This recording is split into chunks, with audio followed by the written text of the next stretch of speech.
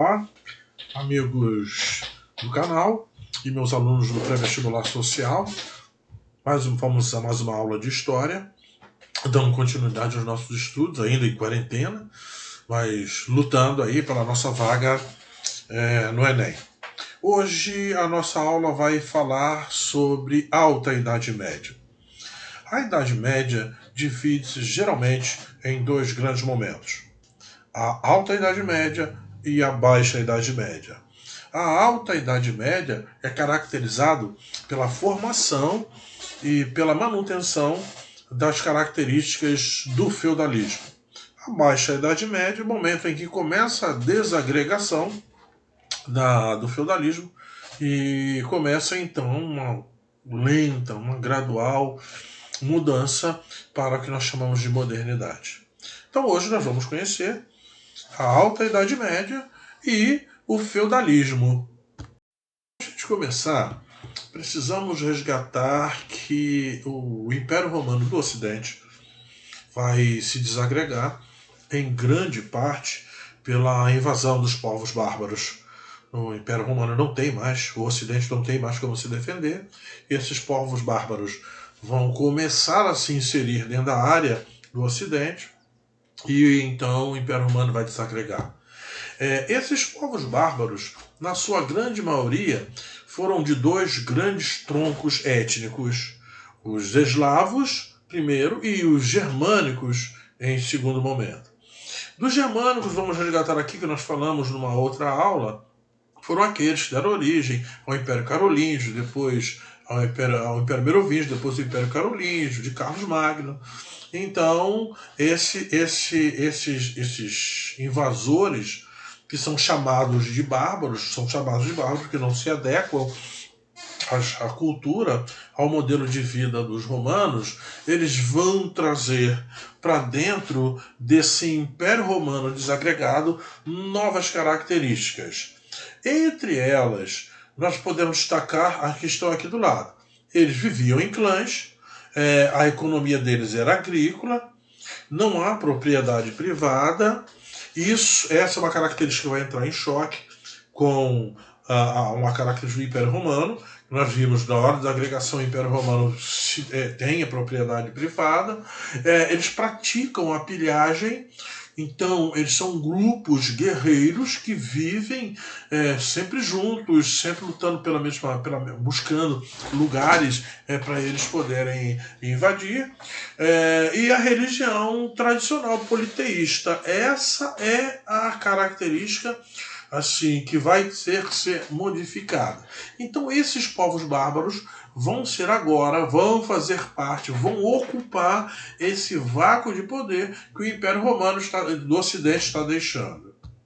Com a morte de Carlos Magno, nós vimos uma sucessão de reis chamados de indolentes, que não vão ter a mesma representatividade governamental de Carlos Magno. Então, já assim, de uma forma geral, o Império Carolíngio vai ser dividido em três partes, como nós vimos no final da aula sobre povos bárbaros, e essas três partes aí representadas no mapa já rascunham para a gente o que vai ser essa Europa medieval. Então, é outra influência dos povos bárbaros, dos germânicos, na divisão das terras, na divisão geográfica que a Europa vai ter no momento em que o feudalismo, em que a Idade Média, considerada a Alta Idade Média nesse momento, vai se estruturar. Quando esses povos bárbaros, principalmente os germânicos, criaram todo um processo de formação de um reino através da dinastia Merovingia, depois da dinastia Carolíngia, eles adquiriram uma certa estabilidade na região e começaram então um processo de integração da sua cultura com a cultura romana. Só que nesse momento, século IX, século X, vão ocorrer novas invasões. Agora normandos e vikings vão invadir essa área do Império Romano do Ocidente, que agora, na sua grande maioria, pertencente ao Império Germânico, ao povo, a etnias germânicas. E aí vão se misturar as características nesse momento. Como não há segurança nas cidades, o que vai acontecer? As pessoas comuns vão migrar para o campo. Esse é um processo de ruralização. Então, o feudalismo será uma sociedade rural. A gente precisa ter isso em mente. Atenção aos meus alunos que estão se preparando para o Enem. É uma sociedade rural. Tudo acontece no campo, no meio rural. Como essa população migra para o campo, as cidades, os reis nas cidades não têm mais como exercer tanto poder. Não tem mais a autoridade, porque quem controla o campo, ou a nobreza, é que vai exercer esse poder. O rei tem até o seu feudo também, mas não vai ter mais, vai diminuir a autoridade e o poder dele. A nobreza então vai se fortalecer. Esse era um processo que já vinha acontecendo quando os mordomos do palácio já começaram, essa nobreza começou a adquirir poder na questão da administração lá no Império Carolíngio. E agora eles vão afirmar esse poder. Não tem como, essa população que trabalha no campo não tem como ser escrava. Então ela vai se tornar, a relação que vai mantê-la presa à terra, a relação de servidão. É relação entre senhor e servo. É uma diferença muito pouca, é uma linha muito tênue que separa o escravo do servo. O escravo tem um dono, o servo não tem, ele está preso à terra para a sua sobrevivência. Uma outra característica muito marcante são os laços de dependência que agora são pessoais. Uma pessoa fica dependente da outra. No feudalismo, nós vamos ver que os laços de relação pessoal acontecem também entre os nobres. Eles vão ter uma forma de se relacionar, de se unir para poder estabelecer uma hierarquia social. E esses laços são através de um laço chamado laço de suzerania e vassalagem. Um suzerano cede uma porção de terra a um outro nobre que passa a ser o seu vassalo. Aqui estão se congregando instituições romanas e instituições germânicas. A instituição romana que vem nessa formação do feudalismo é o colonato. Ou seja, o proprietário da terra dá um benefício, dá uma condição para que o colono viva na terra. Ele dá proteção, lhe dá segurança, e esse colono tem obrigações a cumprir com o seu senhor, o seu beneficiário.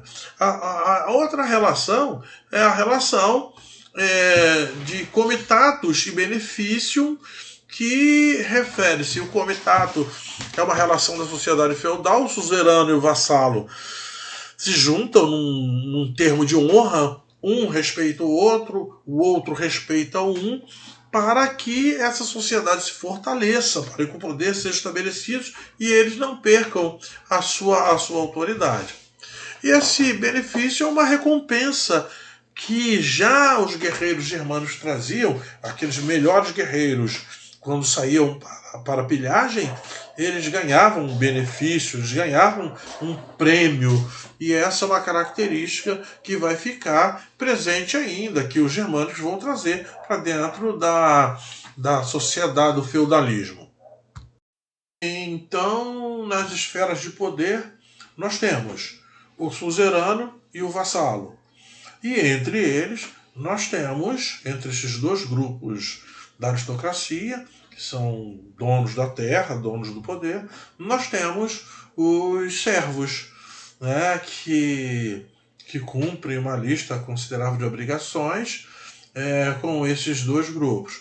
O suzerano, que serve um benefício ou um feudo, que é a mesma coisa, né, em troca da fidelidade, e o vassalo, que presta homenagem e jura fidelidade em troca de receber esse benefício. Os exemplos mais clássicos que a gente sempre ouve, inclusive, os nossos alunos perguntar se era verdade que dentro desse contexto de fidelidade, ou quando o vassalo se casava, quem deflorava ou quem tirava a virgindade da noiva era o suzerano. Bom, na verdade, essa é uma metáfora para a gente entender o nível de fidelidade. Não há um registro fidedigno de que isso acontecia, mas para demonstrar a sua fidelidade, o vassalo oferecia a primeira noite, a noite de núpcias, ao seu suzerano, que em respeito ao seu vassalo recusava. Isso era uma forma de se afirmar essa relação de fidelidade, né, de respeito e proteção entre esse suzerano e esse seu vassalo. O feudo, também conhecido como senhorio, era dividido em três blocos, três partes. O manso senhorial, o manso servil e o manso comum ou comunal. No manso senhorial, trabalho era coisa de servo. Nós estamos herdando uma característica do Império Romano que trabalho é coisa de escravo. Então, quem trabalha é o servo. Nesse contexto, nós vamos ver que teremos dias de trabalho gratuito que o servo vai praticar no manso senhorial que pertence ao senhor, ao senhorio. Esses dias de trabalho gratuito são chamados de corveia, uma forma de imposto que o servo paga por ter o benefício de usar a terra. No manso servil, são os lotes que se dividem em várias áreas, os lotes entre os servos, cada um vai plantar aquilo que o seu senhor determinar ou aquilo que for mais produtivo naquela região. Uma parte dessa produção, do resultado dessa produção, alguns casos se registra 50% ou uma talha, a talha-se a metade, por isso esse imposto recebe o nome de talha, é entregue ao senhor feudal. E no manso comum, nós temos lagos, nós temos pastos, nós temos bosques, onde se tiram madeira, onde se levam animais para pastar, para beber água. Nessa parte, nesse contexto, se pagava uma forma de imposto, a maioria das vezes não era em dinheiro, a maioria das vezes era em produção agrícola, para se usar essas regiões. É perceptível, atenção, mais uma vez atenção meus alunos do pré-vestibular, a taxa de imposto é altíssima. Trabalha-se na terra do Senhor, trabalha-se na sua própria terra, e quando se vai usar uma área comum, ainda tem que se pagar imposto. Então, a sociedade feudal é uma sociedade altamente, arrocha muito os servos, o que vai gerar, sem sombra de dúvidas, muitas insatisfações e muitas revoltas, apesar da fragilidade dos servos. Agora nós fizemos alguns esclarecimentos com relação à política, né, as relações de poder no feudalismo, nessa Alta Idade Média.